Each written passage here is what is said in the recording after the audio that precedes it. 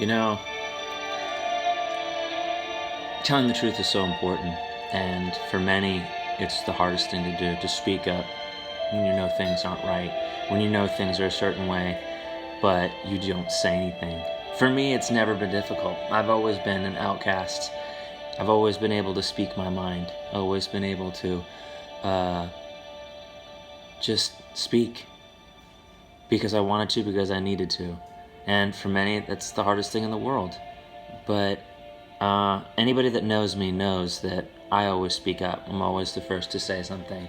And going within to find the truth and seeing what around you really resonates with it, instead of taking everything for someone else's word. I may be able to tell someone the truth, but that's meaningless if they don't know the truth themselves, if they don't have an experience with the truth, if they don't live it the way I live it, the way I've always lived it. And that's not to say that I've always known the truth, that I've always followed the truth. I've sought it, I've spoken in its name, but I haven't always been on track. I haven't always been to the highest level of it that I could. And many will say, and they're pretty accurate, that there's no way to know the whole truth. My favorite quote about it is, "The Tao that can be spoken is not the Tao. The true truth, the highest of them all.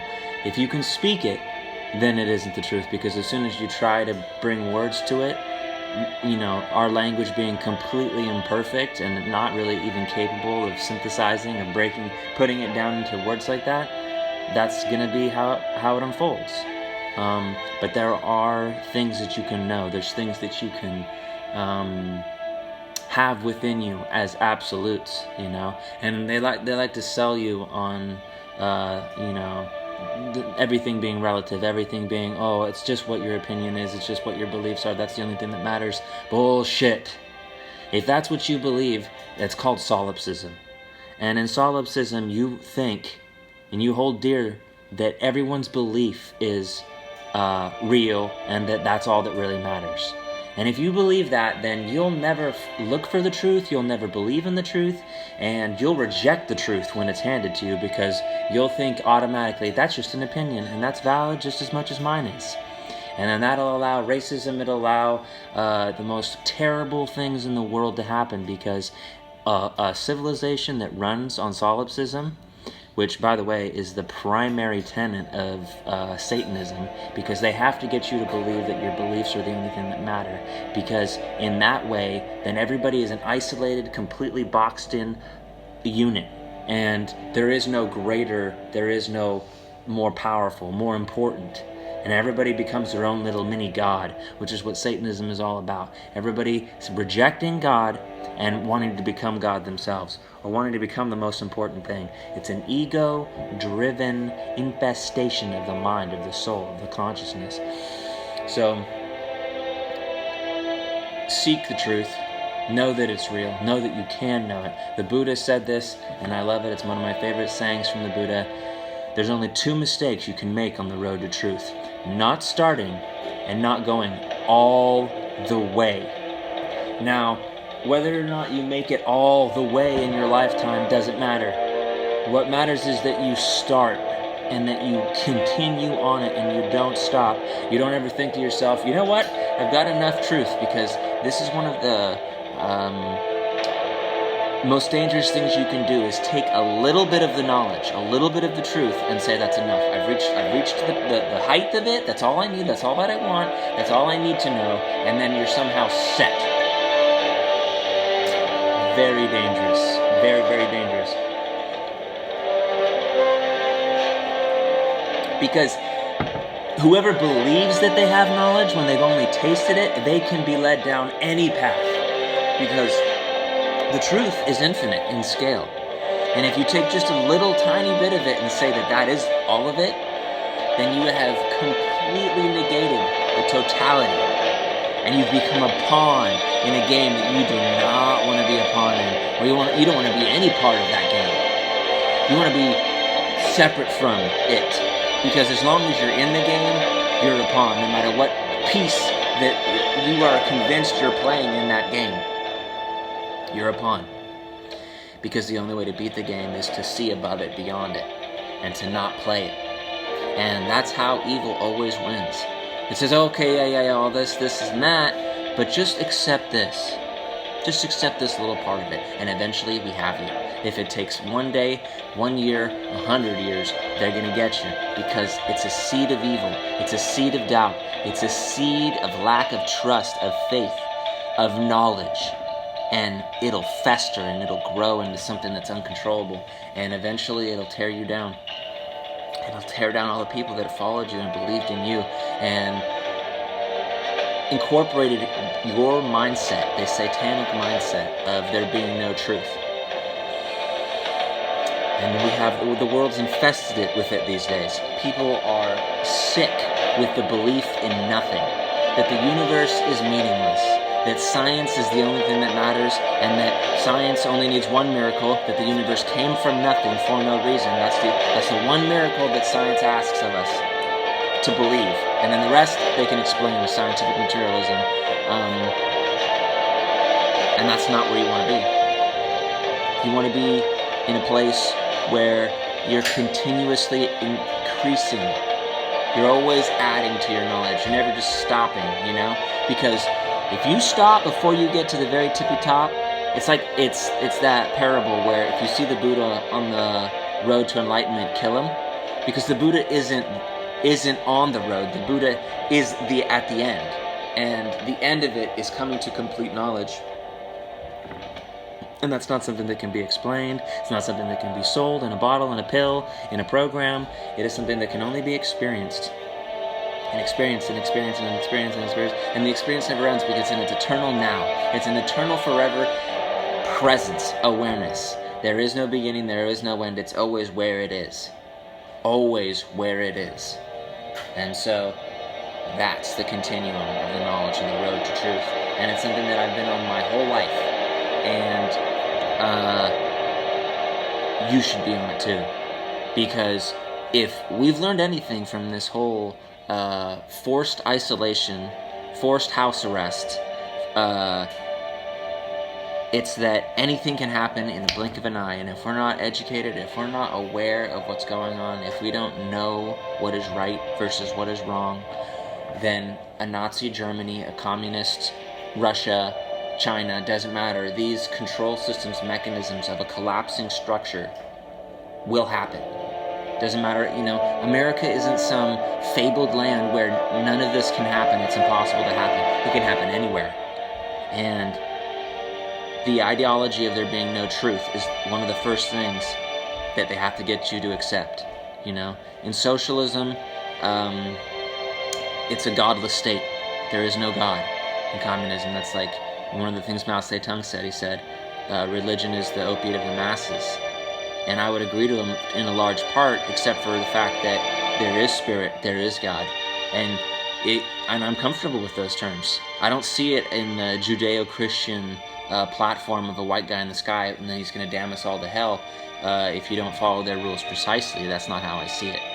It's a force, it's an entity, it's an allness that is so much greater than any religion could ever try to encompass it. And that's true of every single religion. They try to make it into this tiny little thing, but it isn't this tiny little thing.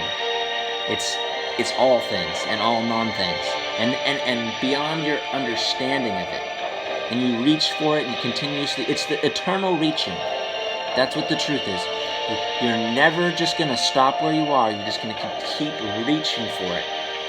It's this zenith that you strive for all time.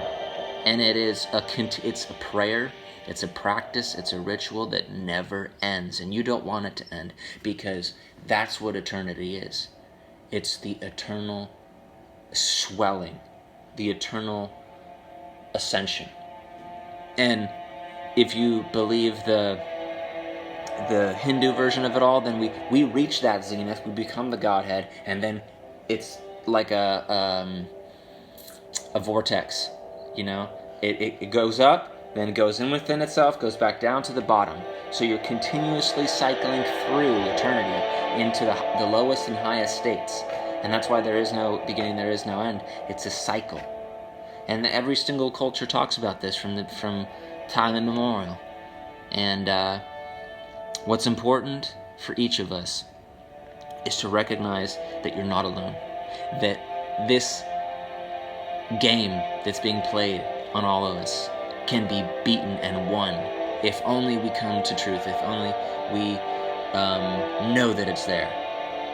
And there are so many avenues to get there. All roads lead to Rome, they say. All roads lead to the truth. Because eventually, even if you take 100% lies, eventually that's going to destroy the whole planet. It's going to destroy everything. And then what you'll have left? You'll have just the truth again. No one to deny it. No one to cover it up. To deceive people against it. It'll always still be there, regardless of how many people believe it or not. But we will suffer, and we will gain whatever we put into the system. Whatever we feed into the universe, whatever we ask of it, whatever we act on it, that's what we get back. And so I implore each and every one of you to strive to be the hero of your own life. To say, I will not just give in to what I'm told. I will not just accept whatever people tell me or accept nothing. I won't be one of those people that lives in a bubble of their own making, a prison of the mind, a prison of the soul, or a soulless prison, if you prefer, if you're one of those people that's an atheist, that thinks that none of it has meaning. Look inside yourself. One of the most powerful things you can do is just sit in front of a mirror. Sit in front of a mirror and just look at yourself. Take away all the distractions. Take away everything. And just sit there. Naked, preferably, in your eternal essence. Just sit there and just look. And guess what you're going to find? You're going to find a vastness and eternalness. But first, you're going to have to work through the bullshit layers of self, of ego, of your little me identity that you've been building up, shoveling shit on yourself for ages now, and people shoveling shit on you, these judgments, these ideas, these social conventions, these cues. Take a deep breath with me. Thank the universe for your existence, for everything that it has given you and not given you, and everything that it can and will be for you and for everyone else. And know that the more you know, the more you can help, the more you can alter this reality for the better. Not just with your thoughts, not just with your beliefs or your intentions, as the New Cage movement would have you believe. It's through your thoughts, emotions, and actions. All three combined. That's what the true power is. Just thinking it isn't enough, just feeling it isn't enough. Just acting without thought or emotion is probably the worst thing that you can do. Is just being a wild, flailing thing. You gotta have all three. You gotta have the Trinity. You gotta have the Holy Trinity. And that's what it really means. The Father, Son, and Holy Spirit. The Father is your thoughts. The Holy Spirit is actually the mother. That's your emotions. And then there's the Son, which is the marriage of your thoughts and your emotions, which is your actions. And so that creates the Trinity, in either direction, the triangle, which is the first shape in geometry that's possible with the fewest points. And that's, we all come from geometry. This is what sacred geometry is all about. And it follows fantastically accurate rules. If A plus B equals C, it's the mathematics is a perfect language for one reason, because the rules don't bend.